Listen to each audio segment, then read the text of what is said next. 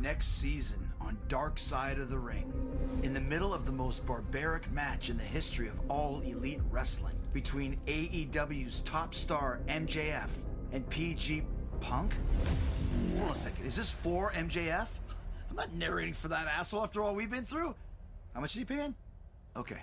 AEW's greatest star of all time, the amazing MJF, was well on his way to securing a victory that would feel like an incredible dream soon became his worst nightmare.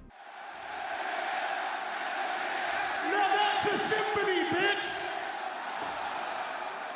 Let's be honest here, Long Island. First of all, I love you crazy sons of bitches. Let me tell you something.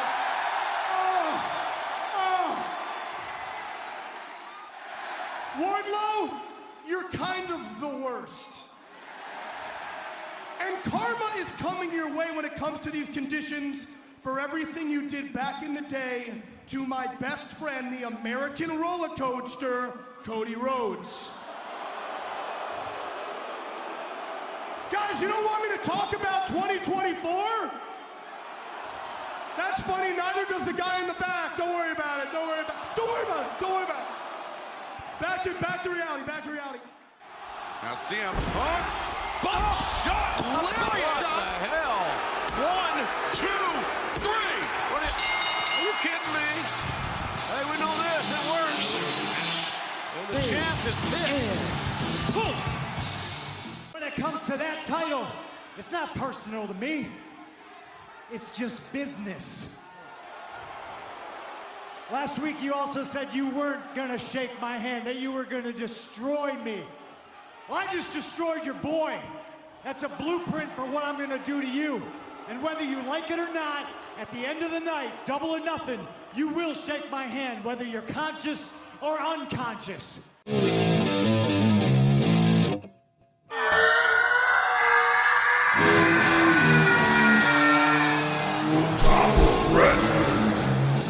Your host, N.W.A, the Professor. Good shit. Late to every episode. Late so much, I'm gonna have to buy you a pregnancy test. Bob Rude. I want to be a podcaster. Yay! His mama named Kenta. I'm gonna call him Kenta. Dynamite drop in, Monty. That broadcasting school is really paying off for you. You're so high you don't even know it. Ahoy, my boy. You ready for a Scotch ad? We don't know anything about him. The only thing he's got in his wallet is a bunch of names of whorehouses. That's Flair. Probably look like Jim Duggan digging the tape out of his crotch. Benoit, enjoy my wife. That's a bold statement, Cotton. Oh my God, mine just stopped recording. No, we're good. We're still recording. What a dick.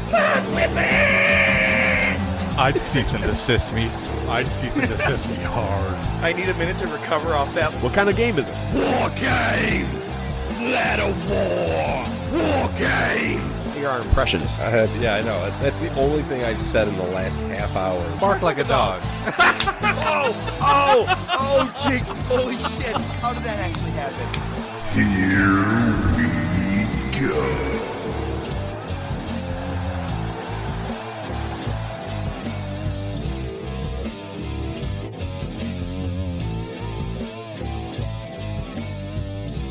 Good wrestling day. I got to do it again. Ahoy, my boys. I don't know. I feel like that has to be a new thing in our intro. Hope you guys are having a good Wednesday. Welcome back. It's Wednesday, and you know what that means. Top of Wrestling is here with another episode. We're ready. We're fired up and ready to go.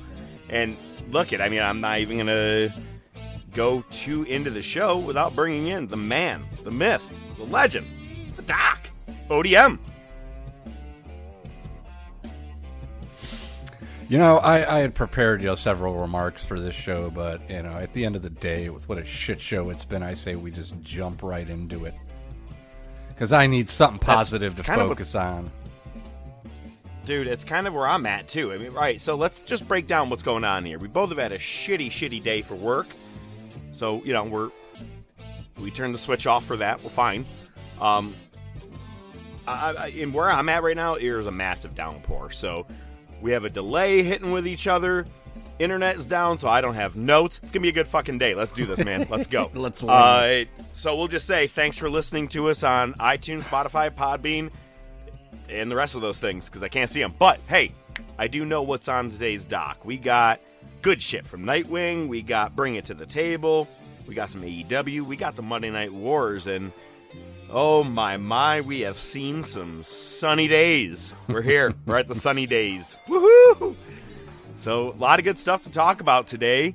I have to say, opening sounds, I had to make sure to throw in some of the stuff from this past week of Dynamite. You know, if you notice my trend for our opening sounds, it's either something of just random fun or something that's happened this past week.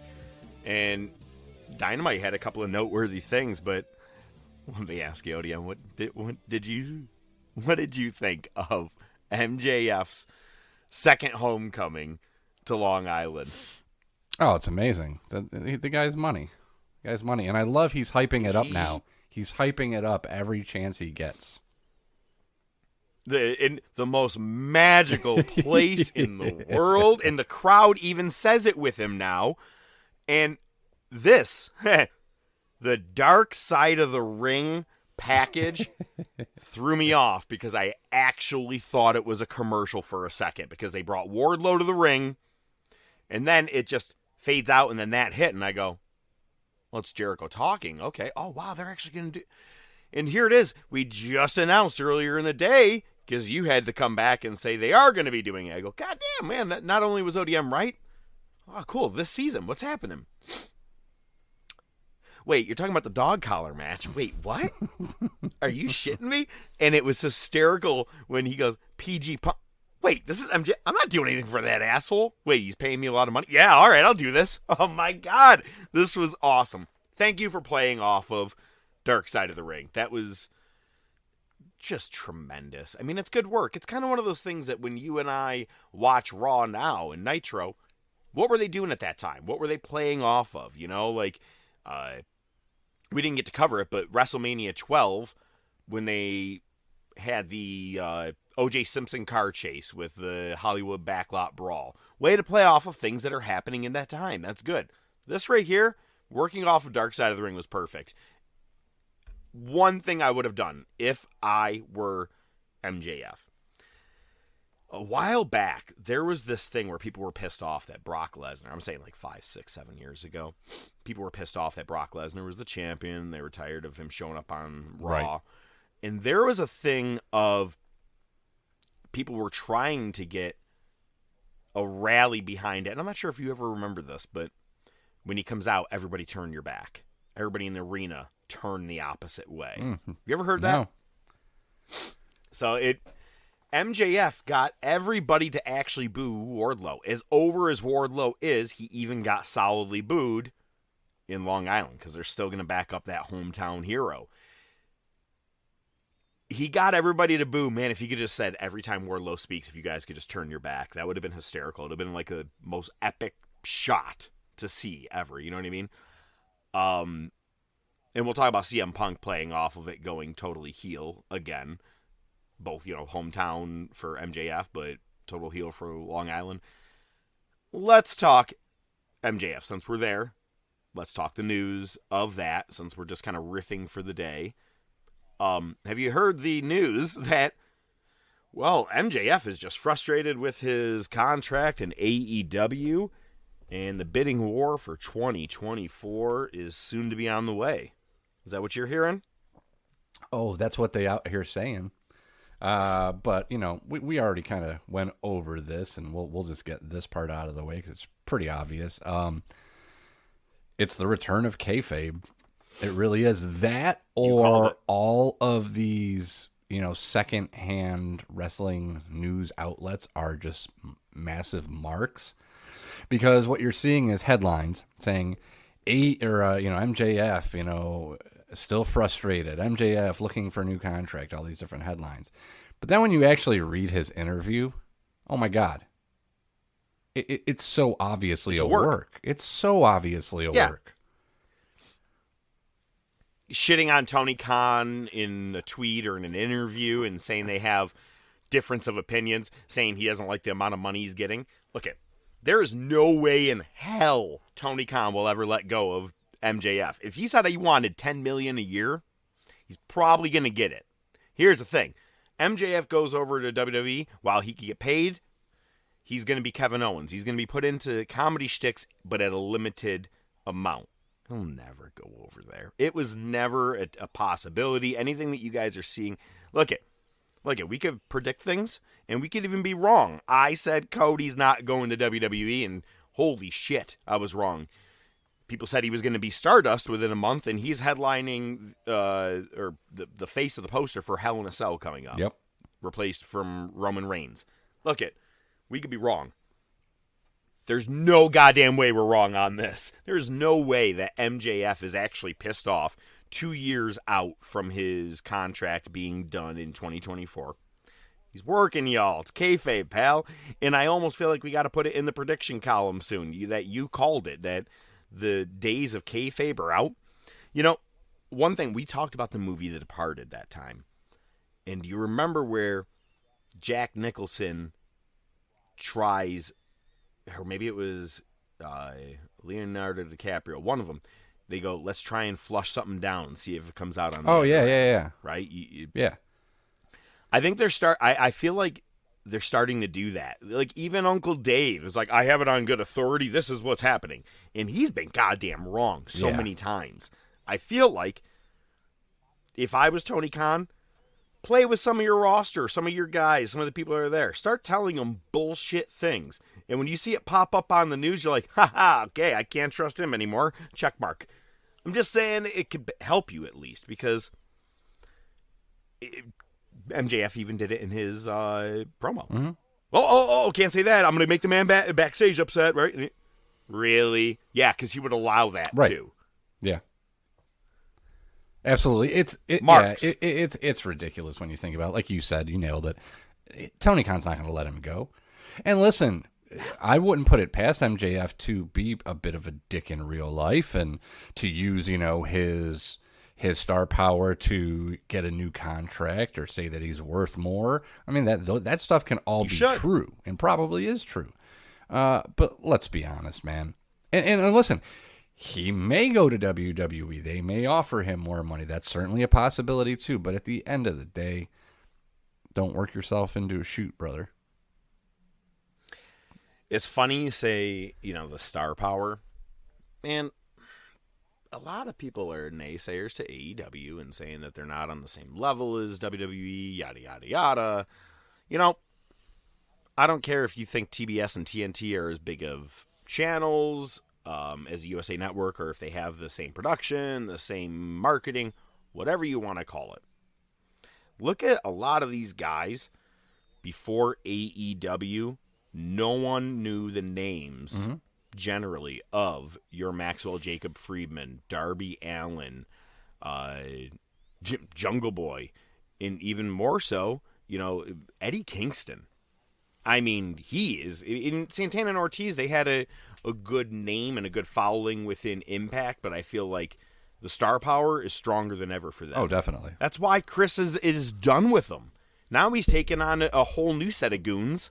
Let's get them their names. Let's get them out there. Jericho's smart with what he's doing. He is elevating talent. Daniel Bryan was just... him and Punk were both just praised, and I can't remember. I think I want to say it was by DDP, saying they're doing a great job over there by just elevating the talent.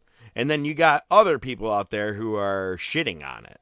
Fuck it. I'm not even waiting till Bring It to the Table. I'm hitting it now. Gonna roll right in. Rolling down the river, baby. Oh my God, it just brought me back to Liar Liar. What if she be rolling down the river? That's what she would be if she said, "Hit me again, Ike." Put some steak on it. All right.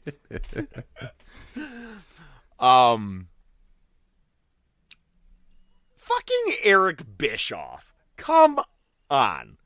Did you forget the years of TNA? Did you forget all the shit that you did? Let's not forget. Say what you want. You were the executive that sent Jeff Hardy to the ring when he was drugged up. You were behind the ideas of a lot of really stupid shit in TNA. And you're going to sit here and shit on everything Tony Khan does, saying, oh, well, their numbers aren't that big. He is doing nothing but pissing on CM Punk as of late, saying he thought because he won so many scripted fights that he could convince himself to go win a real UFC fight, and then posting the picture of Punk. Look I get you're a black belt, but did you have the set of nuts to go on live pay-per-view and get your ass handed to you with real punches to your face, Bischoff? Right. Nah. Talk about working yourself into a work, or a shoot, you know what I mean? Like, that's what he's doing. What does he gain by talking shit about CM Punk? And I'm asking that question to you genuinely. What does he gain? And or what's the hard on with fighting with CM Punk so much? Or just even AEW? What's his whole point? I don't know, man. I don't know if he's trying to take the Cornette approach where he's just going to shit on everything. The thing is, he's been on AEW television several times already. He certainly was a major contribution to what we have today. He did a lot of important things in WCW, but yeah, he did a lot of shitty things too. What does he gain? Yeah. What does he gain? I don't know. I mean, I feel like his name's already out there. He's been on Dark Side of the Ring. He's got his podcast. He gets a lot of play on Twitter, so it can't be really any more exposure. He's not going to get any more exposure from this necessarily, but I don't know, man. Maybe this is... I'm not understanding him or Booker T with the consistent naysaying of every little thing. Right. Everything. I mean, everything that happens. It's WWE, doesn't matter what the fuck they do. And they're like, nah, I think the 24/7 title does have some really strong prestige to it. But yet, this, look at, I'm not happy with the fucking Dinosaurs as champions for tag teams, but I can still at least go, well, it's not the same shit I've been seeing on WWE over and over and over and over, regurgitated and recycled, rinse and repeat. I just can't figure out what Bischoff's issue is. It's not even that he's just going after Punk. I'd like to tell everybody that Blackpool Combat Club shirt looks a lot like the old Wolfpack N.W.A. colors. Really, dude? Really? Do you think everybody is just so worried about the N.W.A. and trying to be like them? Even more so, Punk said that he felt the showing up of him, Cole, and Bryan Danielson all within a month equaled or was equal to or is better than the third man at Bash at the Beach. I think that's probably what rubbed Bischoff the wrong way altogether. Yeah, right? That's definitely what it seemed to stem from. However, in this generation of 25 years later, why can't we have something that is just as monumental or as big? You and I jumped up and down. You choked me the fuck out. We talked about this. For a reason, man, because it was huge. Now, let me ask you this. Has it all panned out? Look it. You hear Bischoff going, well, has it panned out? Look it. Punk had great numbers at the beginning and then shitty now, right? Mm-hmm. Sure. And guess what? N.W.A. was hot as fuck in the beginning. I can't watch it right now. I'm ready to tap out in my second term of it in 97. Right. So guess what? Not everything keeps its same steam. It's okay to have something new that was as big and as monumental. I think, all right, maybe it wasn't as big as All Out. But, you know what I'm saying? Like, it's just... Right. Or not, or as the best. Yeah. It's just, yeah. I don't know. I'm losing my respect for Bischoff. Not that I ever had a whole lot anyway, but I kind of liked hearing his theories and ideas and stuff. But if you're just gonna naysay every goddamn thing, I'm over it. Same with Booker. That's what I'm saying. I can't even respect you anymore. Yeah, and the other thing too is, I mean, at least he is willing to talk shit about WWE as well. Yeah, whereas Booker's just shitting on AEW. So there's that. I mean, it's hard. I mean, because, was Bischoff really that great of a booker? I mean, I think, again, apart from the initial N.W.A. invasion, a lot of the, biggest feuds, I think, you didn't really have to do much booking with. It was more, the guys in the ring took care of it from there. You know what I mean? Where are we right now with 97? The only thing that's really getting any form of a push, still, now almost 1 year to the date, is just N.W.A. Mm-hmm. N.W.A., Sting, Hogan, all that shit. Still pushing against the Four Horsemen. Get a little dwindling of the Faces of Fear and all that shit, or Dungeon. But Right. other than that, all your other content in this show is just random matches thrown together each and every week. So like you're saying, your booking wasn't strong. Now, I can't say that AEW's booking has been the most stellar week after week. I have things I'm upset with, but I also have sat back, watched every episode, and the positive always outweighs the negative when it comes to that show. Some I'm like, you silly bastards, don't do that again. That was a bad idea. But I'm pretty happy with AEW as of late. And not even just as of late. I mean, there are some things, Okay, the biggest one. Is Daniel Bryan or Bryan Danielson just kind of wasting away there? Same question I've said to you, or I've asked you about Cody, or Kevin, or Sammy. If you're happy, does it matter? Right. If he's happy, he's doing what he wants. So he didn't have to go sign there. Unless they had other plans for him. Unless Kenny's injury or something made the difference and he was... I don't know. Like, him and Moxley, I just don't understand. I think that's the only thing I can't understand right now. Everything else I'm on board with. I mean, Regal's there, so that makes it a little bit tolerable. The thing with Bryan is he was on such a great heel run in such a short amount of time, and then it was kind of like, okay, you're just going to go in a tag team now. It didn't make sense. It just... I still would rather have seen Moxley and Kingston together rather than Moxley and Danielson. Right. Now, that being said, we might as well transition our way into AEW stuff. I have been predicting the rest of LAX. Right. And it looks like I'm wrong on that, but did you see that it might be gearing towards a blood and guts match? Doesn't surprise me. All right, well, we'll get in that in a second here. I do want to say, prior talking to AEW, I did watch the Capital Collision pay-per-view this past Saturday night with New Japan. In the main event match, it was a 4-way for the U.S. title. They do not do 4-ways enough in New Japan, and that's probably for a reason, because they weren't ready for it with the camera work. Like, things were happening, bam, bam, bam, and they weren't ready to catch it. But it was Juice Robinson, Jon Moxley, Will Ospreay, and defending champion Hiroshi Tanahashi. So now we're finally getting Moxley and Tanahashi facing off a couple of times in the match, and crowd went nuts for it.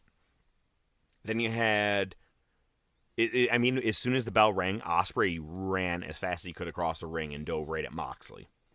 Because Moxley beat him in that last match about a month ago, but the problem is Ospreay's shoulder came up right at the count of 3, so it was, I guess, disputable, and right, lackluster. He kept that thing going. Right. Yeah. Juice Robinson played the heel character extremely well throughout this match, walks away as your new champion. Said he's no longer... I forgot what his name was. It was like the positive blah, blah, blah, whatever. It was like some name, right? Mm-hmm. Oh, the flamboyant one. That's what it was. He was the flamboyant one. And he goes, I'm not the flamboyant one anymore. I'm rock hard. And the crowd starts laughing. I go, is he going to be rock hard Juice Robinson? And he goes, and remember, I am rock hard. I go, why does that name just sound so fucking badass? And I like it for some weird reason, even though it's kind of, in a sexual term as well, but it's I kind of like it is, but for him in New Japan it works, I guess. I don't know. Well, we'll go with it. Maybe I wish I had that name. It's like that you could call me that. It's like that Cedric the Entertainer bit where he's talking about dudes and their nicknames. He's like, I had this one dude come out to me, oh, you can call me Delicious. Like, I ain't calling no grown ass man Delicious. I butchered it, but you know what I'm that just made about. me think about. Yes, but that just made me think about It's Always Sunny.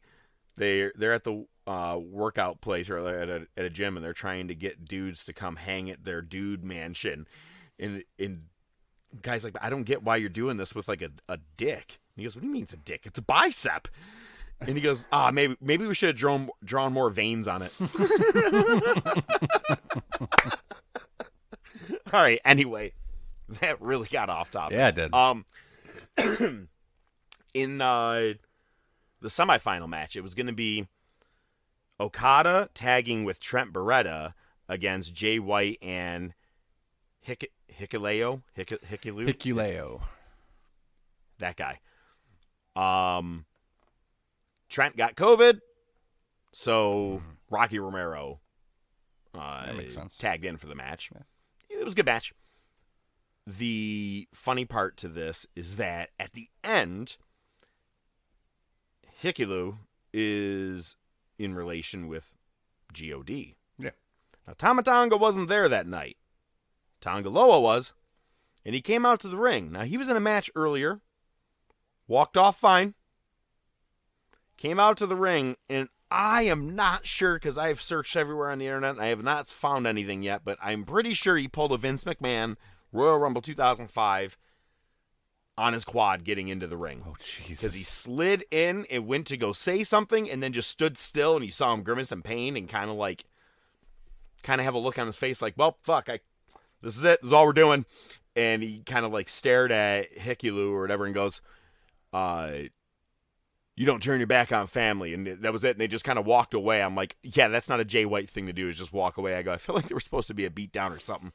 Tonga gets out of the ring and sits on the apron on the outside, both of his hands on his legs, and just kind of grimacing looking, then starts to get off the ring and like limps his way to the back. And I go, I'm pretty sure just blew a quad. That's what I think happened. It looked pretty bad. But 2 other matches in the night blew me away.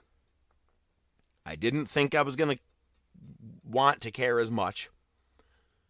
But Suzuki versus Brody King, yeah. I mean, you knew it was going to be a slobber knocker of a match with 2 guys just slapping the shit out of each other's chest. Brody King went over. I didn't anticipate that.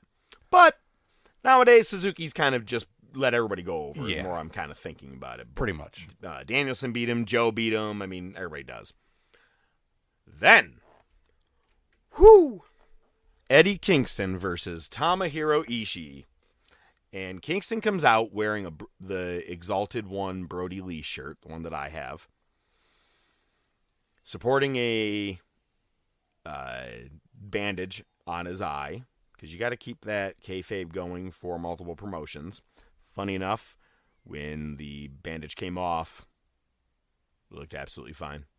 There's not even a scratch. I was like, why'd you even wear it to the ring? But Kingston got the win on this one, and fantastic. It was just, I mean, I knew he was going to. It was a very, very hard-hitting match. A lot of tributes to Kenta Kobashi. A couple of times where he did the multiple fast chops in the corner. But Tomahiro, man, he's the Stone Pitbull for a reason. A lot of hard hits that Kingston was running at him with, and he was just standing still. For a short, stocky little guy, that guy can take some hard hits and not fall down. I gotta say, though, it was in the middle of this match, that's when I realized what I was saying about AEW earlier, man. I go, I'm watching Eddie Kingston in New Japan right now, and I'm fucking cheering for him. That's where I'm at. That's what AEW has done to me. I'm a fan of his. I didn't mind him before. I saw him years ago in Ring of Honor and doing some stuff and, Impact, but didn't care. I was like, yeah, that's Eddie Kingston. Okay. Right. Now, Eddie Kingston comes out. I'm like, yeah, Eddie Kingston's coming out. It's a difference. You know what I'm saying? Like, it's like when the Shield started coming out, you were excited each week. Right. I'm excited every time I see Eddie Kingston. So it was a good thing to see that. Do you have any of the AEW results, or are we just kind of riffing with what's going on? Yeah, with we're AEW just riffing on the high points. Riffing it out. All right, so, you already were wrong on your prediction. Yeah. Dax Harwood is out of the tournament. Good match. Great match. And it's funny because CM Punk, did you see he said that AEW's wrestler of the year so far is Dax Harwood? Yeah, makes sense. He's the man. Don't doubt it. He is. It's funny because people don't understand wrestling, man. It was one of the sites I was on, or one of the, I don't know, Facebook or something, a thread, and it was the part of Dax having the sharpshooter on Adam Cole, and then he falls down because his ribs were hurting him from the kick that Adam did earlier. Mm-hmm. People were like, what a stupid botch. He let go of the hold, and he had to decide to hold his ribs. And I go, oh my God, you don't understand. Jesus, all right. That was horrible. Fucking nincom fucking nothing poop. says, right? Nothing says an Owen Hart Classic tournament match like basically having a full-blown ladder match between Darby Allin and Jeff Hardy. Sweet baby Jesus. That bitch dead. That's Swanton. Dude, that is not smart. Why are you doing that? All right, multiple reasons on this. First, he was a speck away from landing on all the rims top part of the chair. Mm-hmm. You know what I mean? Like I was like, oh my God. Hardy took none of that, Brunt, which is good for him, I guess. Darby's going to be dead in like a year, man. Like I feel like Morgan Freeman in Lean On Me. You'll be dead in a year, son. I really feel like that's what's going to happen if he keeps doing this stupid shit. But then it's fucked up to say that during the Owen Hart thing, and then he's jumping off things. Just saying, in front of Martha Hart, maybe not the best thing. One of my favorite parts of the night was watching her have to correct herself when she realized she was on screen. Did you catch it after the Adam Cole win?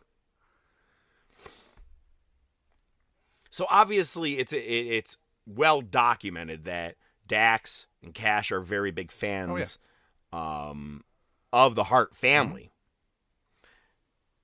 She probably wanted Dax to go on, but it just didn't make sense storyline-wise for whatever the case is going to be, right? She smiles, waves at the camera. She's fine, whatever. Everything's good. Adam Cole wins, and she has this look. She looks over to someone and goes, like that, like a meh, whatever. Sees herself on the camera and goes, yay! That's awesome. I was like, oh my God, just commit. Just commit and be like, that's not the guy I wanted to win. But I just thought it was funny that that's what happened. So speaking of AEW with, getting back to what I was talking about earlier, now I'm not sure how the numbers work out because now Jericho Appreciation Society is technically down a man. Because if you bring in Kingston, Santana, Ortiz, and all three of the Blackpool Combat Club, now Jericho Appreciation Society has 5 versus the 6 over here, or does Wheeler Yuta sit it out when it comes down to it? Fucking Regal got in and threw some fucking punches. But anyway, this is what I'm talking about, that this could be pushed towards your next Blood and Guts because it was that makes sense. Teased. Yeah, and I think I'm cool with it because with everything with the Fireball incident, it leads towards it. I'm there. I like it. Right. I'm not sure. I don't know. Maybe I just don't really, I can't get on board with the Jericho Appreciation Society, man. Like it's his you really got that.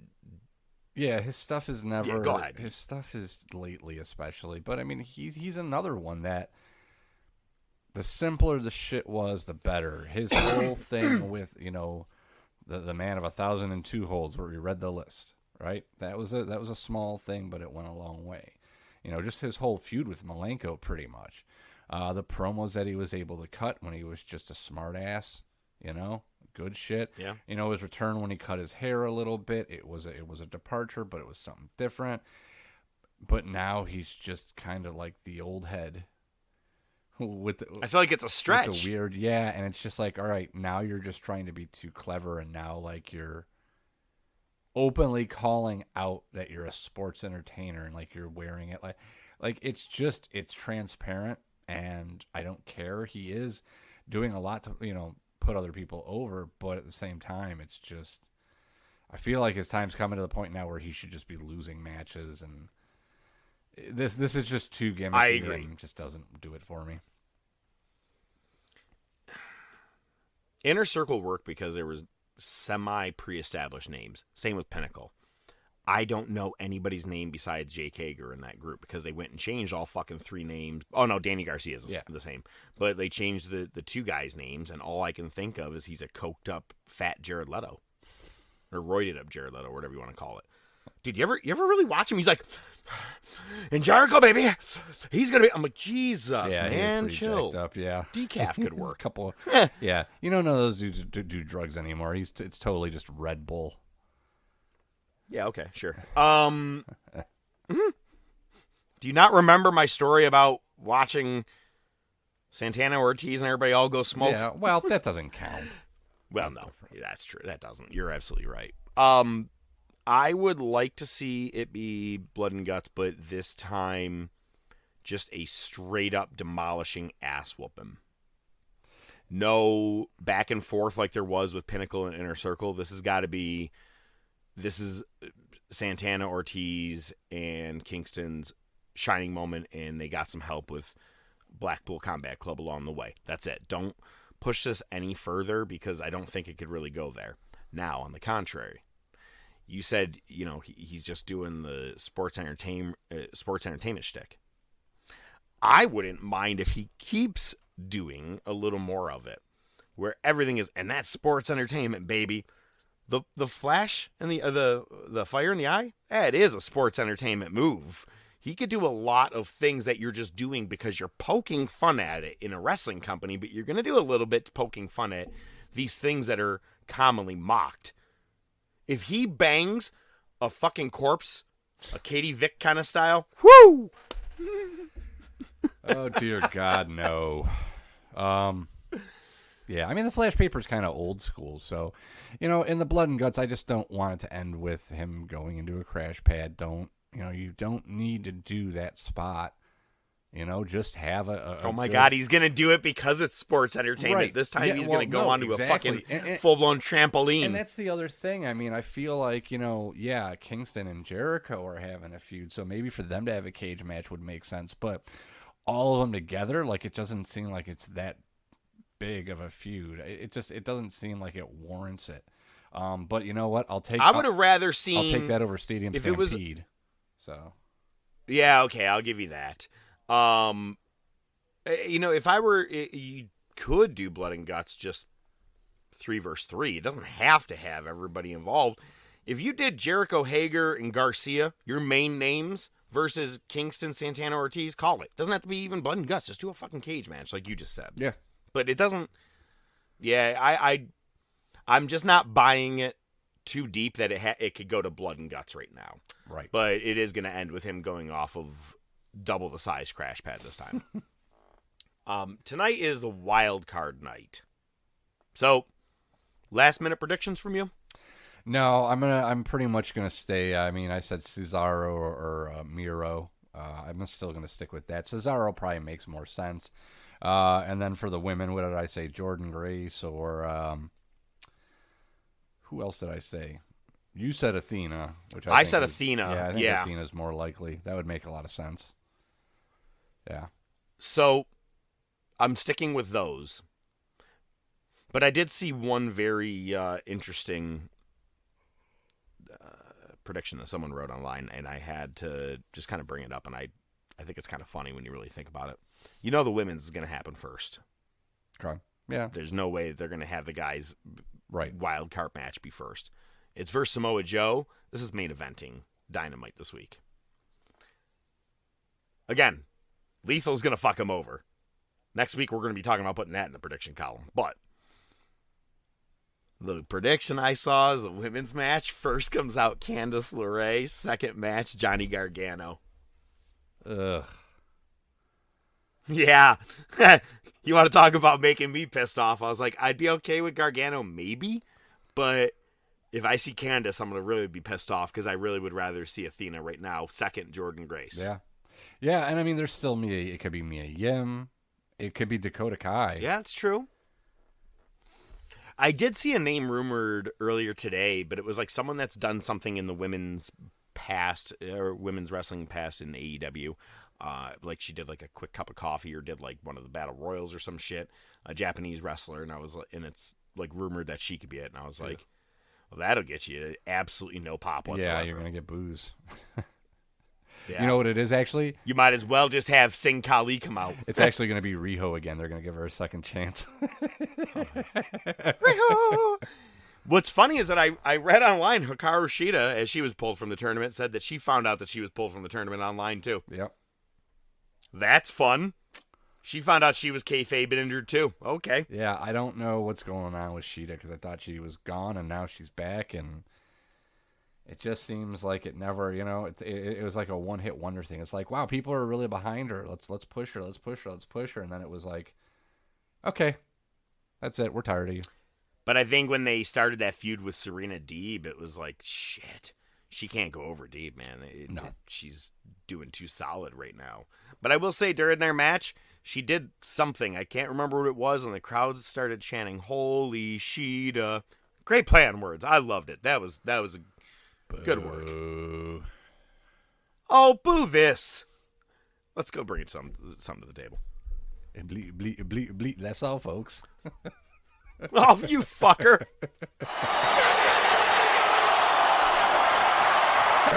Just bring it, bitch! Oh, my God. What are you cackling at, fat boy? You find a piece of candy in your pocket? Today, Junior. Look it. I thought I was going to go under the radar and you weren't going to hear that, but you did. Never mind, dickhead. All right, why don't you tell me a story and then I'll think about what I want to bring to the table. Okay, very good. Well, in this week's episode, when keeping it real goes wrong, I'm not sure if you're familiar with this indie wrestler. I am not. His name is Joe Black. You familiar with Joe Black? I'm more familiar with Joe Mama. Yeah, good one. You stay up till 3 a.m.? Come on, that was a good one. But wait, didn't they make a movie about this guy, though? Yeah, he did. Meet Joe Black? Yeah, that was a stunt double, though. So this guy is at an indie show. I don't know if this was post-match, pre-match, during match. Don't know. But Joe Black apparently is a heel. He had some big fat dude arguing with him, yelling at him from the crowd. The guy had a ball cap on, and Joe Black says, you know what, I'm the heel, so I'm going to flip this hat right off your head. Well, this fan took exception to it and decided, you know what my best move is? Reach over the guardrail, grab him by the collar, and headbutt the fuck out of him. Which he did rather impressively. And this Joe Black dude, I'm sorry, man, whatever rep you had, it just went down the shitter because you got punked by a fan. You couldn't get back to him. That dude fucking knocked you into the Stone Age. So, sorry, bro. I don't like people playing on my phone. Give me a W. Give me an O. Give me an R. Give me a K. What does that spell? ODM's a mark. Yeah. Look it. Here's the deal. Here's why I think it's a work. I watched that video and even hit pause, slowing it down, trying to make sure I could really get this before I brought this to the table this week, too. Or not to the table, but to bring it up. Okay. That headbutt. Right. If you watch, Meet Joe Black backs up just a touch enough where it doesn't full-blown go as hard. Because if he connected the way that guy went with his forward hard momentum, he would have busted that dude's nose open. We would have saw blood squirting immediately. We didn't. Secondly, security came over pretty goddamn quick, and all of Joe Black's punches were work punches. He was punching with his forearm on his back the way you would do when you're chopping a guy down. That's how he was punching him back. Yeah, I didn't notice that, but okay. That's what made me go, bullshit. Well, maybe. Sorry, man. You want to make this look real? Do you know what? The only one thing that has looked as real to me as possible that ended up being a fucking work that got me was that Enzo and Cass Madison Square Garden shit. I was convinced for almost a solid year that it was a shoot. But it was a work one way to the other. A lot of people were involved in it because they were going to maybe work with Ring of Honor. Bubba Ray basically said that, he knew it. He was involved. He's worked with Enzo since. That night he calls him a fucking scumbag and all that shit. It was all a work. But it had me. It had me at that moment. Definitely. This one right here, this isn't it. This guy, next thing you know, this guy's going to show up at the next next event for this indie thing and challenge him to a fucking match, and he'll be the Santino Marella of Podunk, wherever that is. Anyway, And if it is real, I don't know who you blame. Because you shouldn't, I guess as the talent, right? You shouldn't touch a fan. As a fan, you shouldn't really go at the talent. But you were provoked, but he didn't physically touch you. He touched only your hat. Right.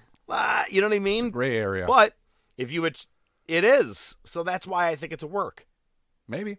And the camera just happened to be on it. This whole fucking thing. Just dead on. Just, whatever. I'm just saying. Rihanna said it best. Work. All right. What am I bringing to the table this week? I don't know. You talked about it already. Last week I used... Yeah, we did. But I have something else. 2 YouTube videos. Well, first, did you see that Ric Flair is coming back for another match? He's doing like an indie event one. I saw a headline saying such. I don't know why. He must want to die in the ring. Maybe that's the new bet. Dude, I swear to God. Who's going to die in the ring first, Ray Phoenix or Ric Flair? Darby Allin. Darby. My buddy texted me, and he goes, hey, man, just see Ric Flair's doing one more match? And I go, he needs to focus on not dying. That was my exact answer back, which is kind of odd. But I watched the promo where he punches his head and busts himself back open after the Triple H pay-per-view from the night before and just starts re-bleeding in the ring. That video came up. I watched that. But that's not where I was really going with my bring it to the table this week. It was a YouTube video I did watch. Last week, I even used this as a soundbite. I think I have to watch it once a year for some reason, just out of pure entertainment. It's Simon Gotch burying the living balls out of Enzo Amore. It just doesn't get old, man. It doesn't get old. I can't believe Kalisto would do that. It was Manny Fernandez, Raging Bull. Oh, my God, I love that fucking story. That and... show me your dick. Show me your boobs. Show me a bedroom. Yeah, what he leaves out is this girl was 300 pounds. Fuck, man. I have to watch it like once a year. It just doesn't get old watching that thing, man. Oh, that's my mentor. And that's only one time he says that, but fuck, it's still the best line from it. Yeah, that and him basically just calling him out, saying he couldn't work for shit. The whole, him getting concussed was basically his own fault because he didn't know what the fuck he was doing. Yep, that whole thing, and then how he broke his ankle. He goes, because the mat was loose. And he goes, okay, I've wrestled on mats that were loose, never broke a fucking ankle. He goes, and everybody's like told him, hey, you hurt yourself doing that shit, man. And he goes on just prior to that, you know, for the 1 minute prior to him talking about Enzo, he puts over Joe, Chad, and Jordan, and Aiden English. Yep. But then as soon as he gets to... I'm sorry, even Cass. As soon as he gets to Enzo, he goes, nah, he's a pure abortion to the ring. The one thing that I don't get, and I got to ask you, is that if you remember this part, the guy interviewing goes, you remind me a lot of Punk. And he goes, I wish I remind you of his bank account. And he goes, wow, that really just threw me off. It kind of pisses me off, but I'll get back to it later. Anyway, Enzo, and I go, well, why does it piss you off that he reminds you of Punk? I'm like, is it because of the look? I don't know what it was that someone would have ever thought he looked like. He goes, you remind me of Punk, and he said it pissed him off. It's a little something to throw out there. Yeah, I don't know, man. I don't want to watch a whole Simon Gotch shoot interview just to hear that answer. Right. He goes, I'll get back to it later. I go, did he ever? Because I'm not going to go listening to it unless he did. Yeah. The one I like is 18 minutes form ready to go on YouTube, baby. Yeah. It's on a watch later playlist. Do it in pieces. Wait, the best part. You got fake Jordans, fake hair, fake gold chain, fake pants, blah, blah, blah. Guess the only thing real about you is that you're a guy. All right, speaking about some real shit, let's talk about some good shit. Let's see, what kind of new stuff is Nightwing bringing to the table this week? Nobody in the whole building but us, Nightwing. Wing. Eh? It's Nightwing. Really? Huh. Guess I was thinking of that goofy mullet you used to have. Yeesh, that was like a whole decade of bad hair days. This is such good shit. Hey everybody, this is Nightwing, and if you haven't acknowledged your tribal chief today, you can acknowledge him later, but first of all, you can acknowledge me. For quite a while, over years now, I've been saying that this whole bloodline angle, which I named first, was going to incorporate at least one of the female N.W.As. And there's reports that Naomi could be joining as soon as weeks, in very short weeks here. I believe that this is a little bit overdue and it doesn't get the pop it deserves. I think that probably a couple months ago when they were doing the tag team run, she should have probably turned on Sasha and went with Tamina and then joined the Bloodline. I think when they're doing this whole belt collector thing in their own way, that would have made a lot more sense.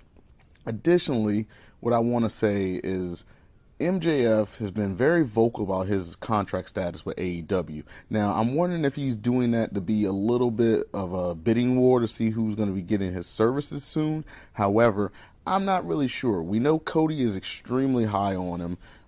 We know Cody is probably good friends with him too. And if his contract in AEW is about to go up, will he go to WWE? Who really knows? But he is one of the best heels in the business right now. And I don't really think he'd be a good fit in WWE because everybody's a freaking heel over there right now. So anyway, guys, there's your good shit. Did I grab the wrong file? I think you did. Is this old? Yeah, no. It's Hey, do me a favor, Professor. You got to give me a second. I got to clean up this dead horse real quick. Yeah, man, you definitely called it. Unfortunately, we're dealing with WWE, and it takes them, that long to either implement something that they knew they should have done a long time ago, and they're going to fuck it up. As for your Tamina Naomi turn, I don't know. I think you filed that under the wrong category. That's for your bloodshed of the week. From now on, when you want to talk about Bloodline, you got to go, and my bloodshed of the week. That's so wrong. He's still laughing. Let's go to the wars. Marty, you've got to come back with me. Where? Back to the future. Wait a minute, Doc. What are you talking about? What happens to us in the future? What, do we become assholes or something? Give me a hell yeah! After last night, being in the ring with you, I know I can take you. I dominated you. We can do it tonight, right here and now. If you got them, baby. You got a pair of them, I don't mind telling you, Ric Flair. You know, I'm going to say it one more time. Hall, Nash, I do not know about for sure. But you, my friend, are like a fly in the ointment. And in Nashville, I am going to kick your flyweight ass, pal. Oh, hey, we got action. Because, Brett, believe me, you couldn't go 10 minutes in any situation, if you know what I mean. Oh, boy. And, listen here, even though lately you've had some sunny days, my friend, you still can't get the job done. A Heartbreak Kid coming off a knee injury, you coming off a knee injury, they're all handcuffed. Hitman, I'm gonna knock you down and drag you out. Okay, so you're on. What? I accept, you accept. We'll put the Hart Foundation. You can handcuff him to whatever corner you want. What? And I got a chance. 10 minutes is all I need to smoke you, Shawn Michaels, or I'll never set foot in the United States of America with my wrestling boots again. Bret Hart, Unbelievable! Bret Hart, you can smoke me all you want. What you've got to do is beat me, which you cannot do. Bret, you, my friend, do not have a snowball's chance in hell of beating the Heartbreak Kid. Believe me when I tell you. Okay, I got a couple of real Alabamians right here. And what's your name? James Dees. James what? Dees. James Dees. He's an orthodontist dream. And this is James' son, Eugene. How you doing, Eugene? Pretty good. Pretty good, huh? Hey, James, how many cars you got parked in your front yard? Two? And this is your son right here, huh? I got a question for you, James. If you and your wife were to get divorced, would you still be brother and sister? That's a tough one, isn't it? Yeah. These are real Alabamians. It was a beautiful 6-man tag with Hall of Famer of a wrestler, Kevin Green, coming to the aid of WCW for them to win. Jesus. Really? Really? That's who you guys called upon? All right. Anyway, so we had Slamboree. That's good, but the voices, or the sounds that you were hearing there is the next night between Flair and Six, and I can't wait to talk to you about that segment. But the most infamous one, of course, is Shawn Michaels getting a little jealous as someone else is banging someone that is already with someone else. I mean, I don't get it. Yeah. I mean, she was banging Davey, him, Chris Kind. Anyway, all right, let's move on before we have to really start talking about a Sunny Side Up. Or down, depending on what day it was. Well, that's oddly enough, that's our movie of the week. Might get a little awkward later. I can't wait till we go quote for quote. Oh, that was. How do you like it? Scrambled or Sunny Side Up? Because I got scrambled roast beef right here. All right, man, can you please move this on before this gets worse? You passed the creme fraiche. Oh, my God. Oh, we're up. Did you just poop? We're off and running. Slamboree 97, Charlotte, North Carolina. Opening match, I think, was one of my favorites of the night. I didn't know these two ever wrestled, and I thought it was a hell of a match. Steven Regal versus Ultimate Dragon for the TV title. They make mention right at the beginning that he doesn't want to be called Lord Steven Regal anymore. Just, wow. It's probably not a matchup you would think would be as good as it was, but man, they both really are good mat wrestlers. I know Ultimo Dragon, we're used to the high flying shit and all that, but really great mat technician showed here. It was more of a ground game in this match. Definitely. There are still some high flying, but definitely. Sorry. Sorry, I just sneezed. I'm sorry, folks. We get an Ono heel turn, basically, because, Ono's laying the boots into Regal, and then Dragon kind of pushes him aside so he can get him back in the ring, and Ono doesn't like that and just spin kicks him in the back. Regal gets the stretch on, and Dragon taps. Steven Regal wins the TV title for the 4th time. Big pop. It was actually impressive, as much of a heel as he is and how much, he gets heat off the crowd. The fans were pretty excited for this one, so... Yeah, great way to open the show. Yeah, I liked it. Hey, I'm here. I'm just trying not to sneeze. Yeah, no, you're good. I'm running away from it. Just go ahead. Well, you got time because this one's going to go pretty quick.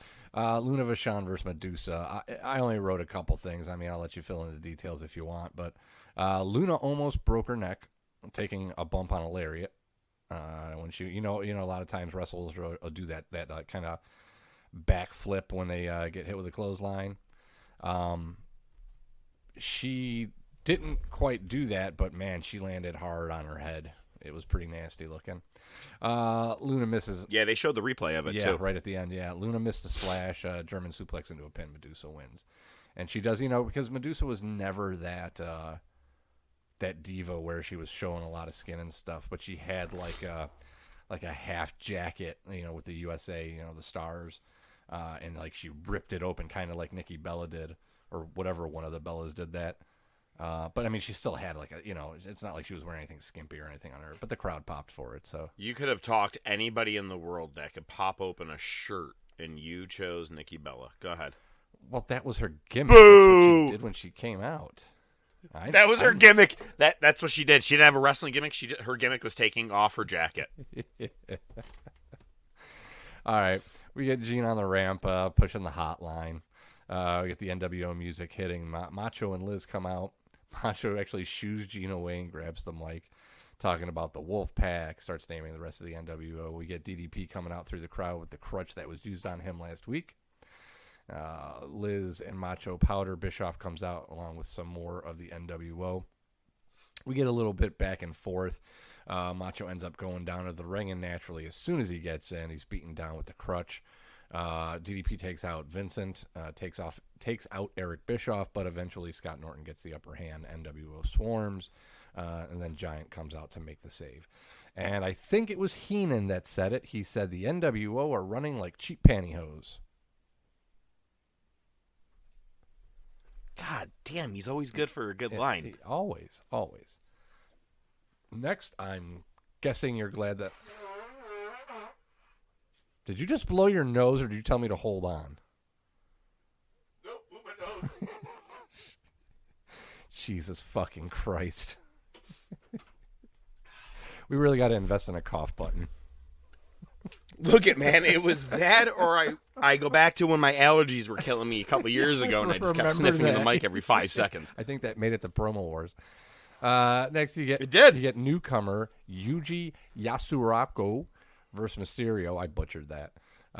Basically, they're playing up that this match is for Ray to get back in the number 1 contender spot for the Cruiserweight title. Well, guess what? Ray won. Wow. Not what I expected. Yeah, I know, right? It was a bit of a swerve. Next, we get Mortis versus Glacier. I love this because I never realized that Billy Blanks was on WCW TV.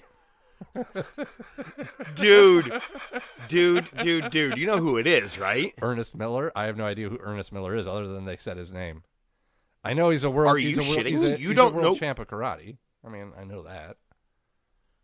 Oh my God! You don't know Ernest the Cat Miller? I'm sorry, I am not familiar.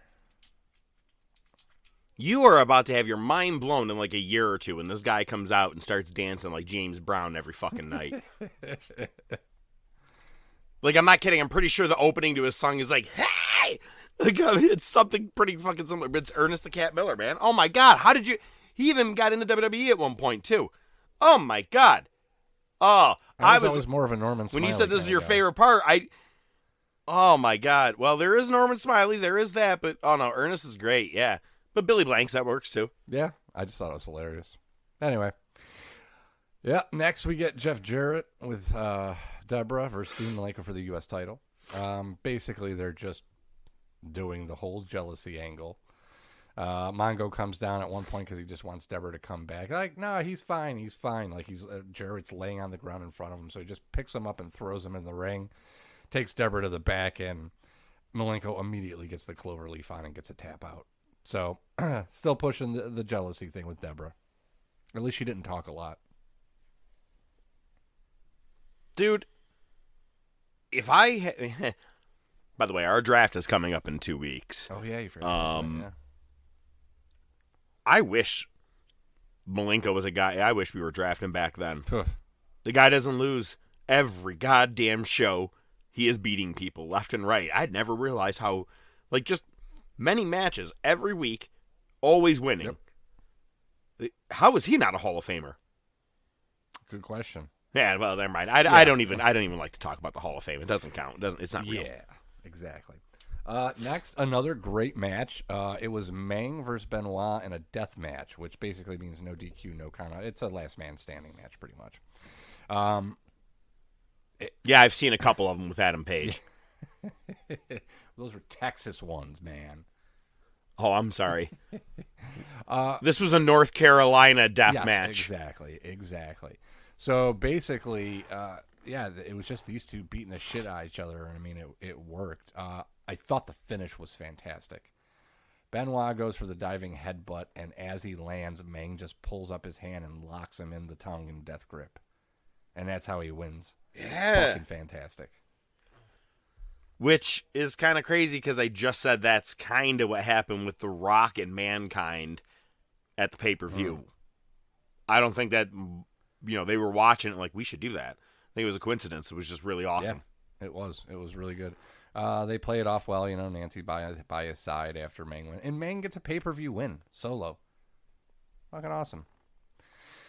That's true. Next, we get an ad for the Great American Bash. It's basically a picnic setting with a ripoff of Pulp Fiction theme. Was it Dickie Dale tune? Mm-hmm. Man, WCW just really loved doing blatant ripoffs of songs. Yeah. Well, I mean, just wait. DDP hasn't started coming out to Nirvana yet, has he? That's right. Yeah. Yeah, we had the censored out version of Even Flow. That was Jericho's theme for a hot minute. Oh, that's true. That's fucking great. That's true. All right, next we get Conan and Hugh Morris versus the Steiner brothers. It's one of those weird finishes. Scott's not the legal man, but he hits the Frankensteiner. Rick gets the pin. Conan and Morris are not really arguing so much after, but they're not happy, and they hug it out, and immediately Conan just turns and beats the shit out of him and leaves Jimmy Hart behind him. So, if there's a word I could use to describe that moment, I'll fucking kill you. All right, man. What was the next match?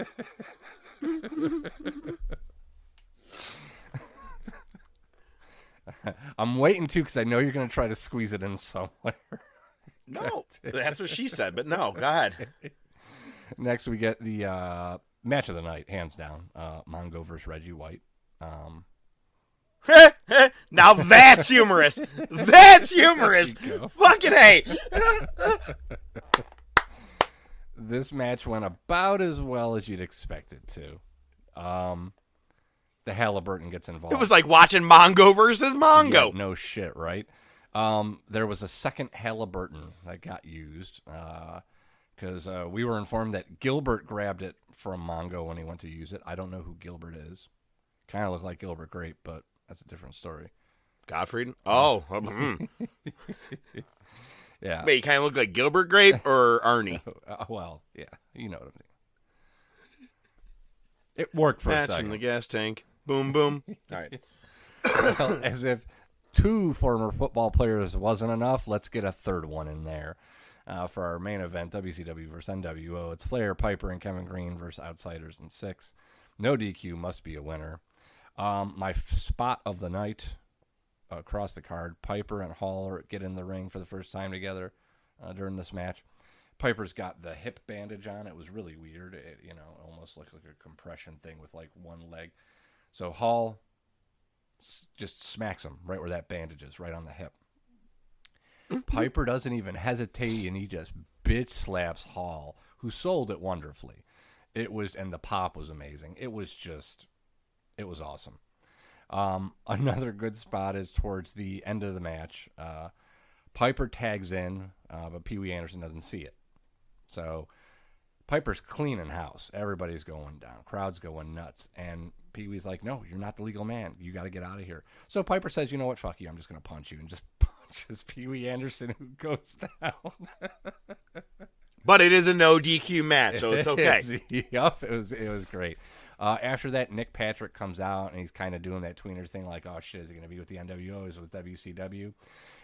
The end of this was an absolute chaotic shit show. Piper was choking out Nash. Flair had the figure 4 on Hall, and Green was keeping 6 at bay.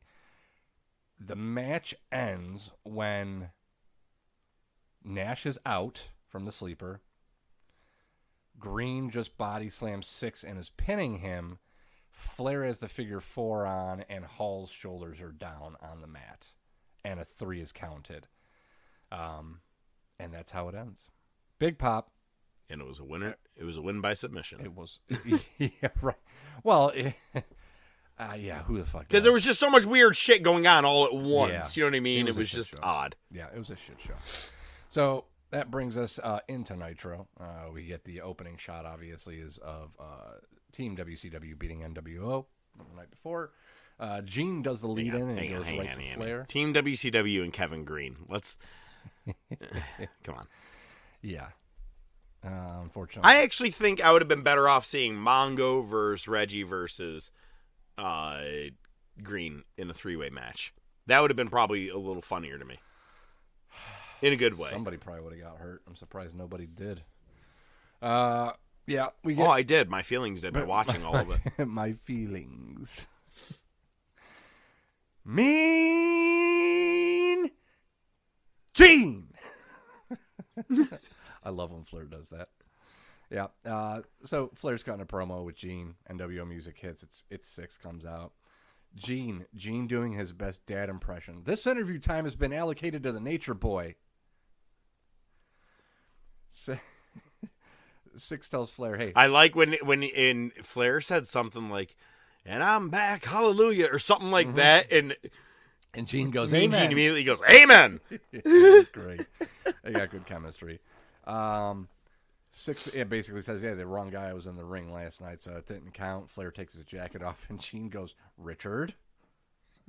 It took me a second to be like, Richard, who the fuck? Oh, Rick. Okay, I got it. Well, his name is Sean, so that's not it. Oh, God. Six says he says he can take on Flair and he wants to do it tonight. They fight off to commentary. It was great to see Heenan Powder. So they're going to fight tonight. Next we get... Now, wait, that's the part I was talking about. Is that when Waltman gets in his face and he slaps him? Did he slap him? Flair slaps him, and you said they fight over to commentary? Yeah. One of those quick slaps, just like he did the Hall the night before. But I know these guys really didn't have real friendship chemistry. Right. Like, when he came over to the whole you couldn't cut the mustard, all that shit, he didn't really care for Flair. So I didn't know how much was real or not, because when Waltman or Pac got in his face just enough, man, what a quick, hard bitch slap right on the left. But, man, it looked like real blows, but, again, that's also those... Old school. That's two pros. Yeah. And remember, it's no longer X-Pac Heat. We renamed it now. Do you remember what it was? Don't. Oh, come on, man. I'll wait. I'll let Heat. you figure it out. It was Deborah Heat. There it is. And so I'm like, give it a minute. We'll get in a segment. All right, so next we get Prince Iaukea versus Steven Regal, TV title match. Not much to say about this one. Regal retains with the stretch. I feel like I've seen this match already. Yeah, I think so, too. We got a recap of the Glacier and Mortis affair from Slamboree. After that, we get Dave Taylor versus Masahiro Chono. We have a huge announcement from Mike Tenay. Nitro is going to be at the MGM Grand. Pretty cool venue. Yeah. Not going to lie. Chono wins. We get Gene on the ramp with Sonny Ono afterwards, and Ono cuts a promo on Chono. How many times did you practice saying that? I just typed it once. I'm good enough. Chono gets a win, and Ono cuts a promo on Chono. And then they had a guy who was in YouTube named Bono. Oh, that's Bono. Wait, no. Oh, go fuck yourself. All right, man. I don't even have notes in front of me. We're riffing it today. That's going pretty good. That's not that bad. Yeah, Sonny Ono basically is just cutting the promo on Chono and says he's got a surprise for him next week. He must have a new guy because he's not with Dragon anymore. We'll see. Next, we get a pre-tape from J.J. Dillon talking about Nick Patrick's request to return to his officiating position at WCW. Talks about his involvement at the match last night. And after their interview with him, effective 9 a.m., he is reinstated and on probation for 30 days. So, because he helped us have the win, we will reinstate him. Good job, JJ. There you go. Next, we get Wall Street versus Scotty Riggs. So, if you don't remember, when Dillon came out, he said that some of the N.W.A contracts weren't valid, and they were still contracted to WCW, Wall Street being one of them. But he's still vehemently against WCW. He's got the shirt on when it says WCW with a circle on a line through it, kind of like Ghostbusters. And Scotty Riggs wins with a quick roll-up. So, sorry, folks. Oh, I'll be back. Take over. Next, we get Mean Gene. He's on the ramp for Valvoline NASCAR. Introduces Mark Martin, who comes out with Ric Flair. Basically, they're going to give that car away. It's like the second or third car they've given away since we started doing this. It's insane. Then we get a recap of the professor blowing his nose. You probably remember that from earlier on the show. After that, we get a recap of DDP and Macho Man from Slamboree. Next, we get Steiner Brothers versus Mongo and Jeff Jarrett. Really hyping up Steiner Brothers never officially losing the tag titles and then wanting to get back to that. It's Kevin Green runs down, uses the Halliburton on Mongo. Steiner Brothers get the win. Come back from break. Mongo and Kevin Green are fighting in the locker room. I think it was Heenan that says, just let him fight. No, it was actually Zbyszko, I think. He said, just let him fight. All right, so next we get our Flair versus 6 match. This match went nowhere real quick. It didn't last very long before N.W.A interfered, and they just beat the absolute piss out of Flair. Nash cuts a promo, says the only thing that matters now is basically getting rid of Flair. So, it's funny because I'm back, by the way. Sorry, I had to blow my nose, folks. I had to. Hall is doing a lot of Ric Flair motions too. He keeps like touching his hair, slapping his biceps and stuff while Nash is cutting the promo. Did you see that someone threw an entire bouquet of flowers in the ring, 6 ducks, and it lands right on his back, and then he picks it up and then just walks him over and puts him on top of Flair. Okay, hang on. The throwing of things is getting a little bit out of control. You know what I mean? Like people are getting pelted weekly. Oh, yeah. But who the fuck was like, I'm bringing in an entire bouquet of flowers? I'm going to pay $39.95, have them nicely wrapped. I think back in the day that should have happened a lot. I feel like we've seen it before. Especially for Shawn Michaels. Flowers? Shawn Michaels. Okay. I'm just saying, dude. I don't know. Maybe I'm going to start doing it. I'm going to start going to shows and start throwing flowers at female wrestlers now. Unless it was just a work and it was meant there to be symbolic. Who knows? Could be. Who knows? Guess we'll never know. But I guess that was Nitro, isn't it? Yeah, other than Bischoff coming out to the ring. He's talking about reaching out to Sting, wishes he was here tonight so he could slap the paint off of his face. And Sting comes up through the ring, massive pop, Scorpion, death drop, we go off the air.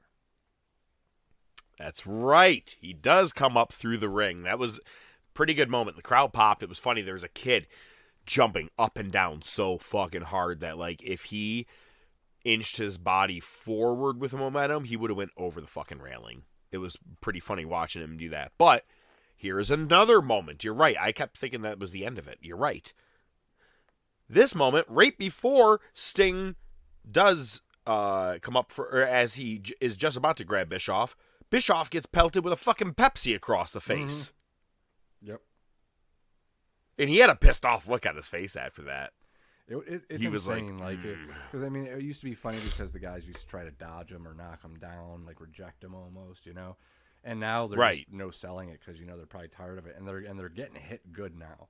Like Nash, when he went into the ring to, I think, beat down Flair, he got pelted right in the head. Yep. Yeah, so it's definitely happening. It was cool the one night at Bash of the Beach, but it doesn't have to happen every Monday. You know what I mean?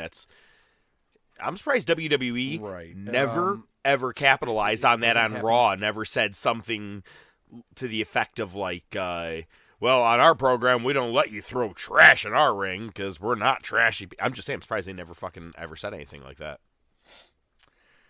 Yeah, and it didn't really happen much at Raw. It did happen on this one, though. It did happen on this one, and we'll get there. Oh. We start with a recap of the Bret Hart, Shawn Michaels segment from last week, and they show you what happened after they went off the air. Everything from the super kick to the scrum with Austin and the Hart Foundation. Got pretty crazy. But they showed you the whole thing. It was a good, 3 minutes, 4 minutes? Yeah, and I think, is this where the Hart Foundation starts running in and trying to get Shawn, and he goes in and out of the ring real fast? Yep. Yeah, I like that. It was a cool moment. He was like weaseling himself like in, out, just barely getting touched. Got the crutch, looking like he was ready to swing at everybody, and then jump right back out of the ring again. Yep. Yeah, I like that Shawn. That Shawn's cool. This week, we had Gangsta's Paradise. Shawn. What happened on Raw? Show starts with Austin in the ring with JR. Basically, Austin saying, I don't give a rat's ass about Shawn Michaels. I just wanted to go after the Hart Foundation. He was lucky that I was there to save him. Shawn Michaels comes out to the ring. Says, you ain't no friend. I have no problem with you. Shawn Michaels keeps calling Austin's son. Basically, wait. What? How do you fucking... You just said and Shawn Michaels comes out. Why did I just say Gangsta's Paradise? You're not going to mention what Shawn's wearing? To it here. You gotta, it's called foreplay. I got it. Oh, I'm sorry. I'm not used to it. I might as well call me 10-second Tom. Let's go.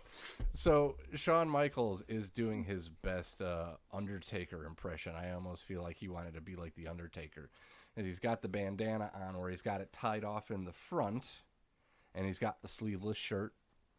Yeah. So he definitely went with his. Oh no! Not just a sleeveless shirt. He's wearing his own shirt, but it's cut off way above the belly because he wants to do the half shirt, which is funny because that becomes like Stevie Richards' shirt like permanently for years. But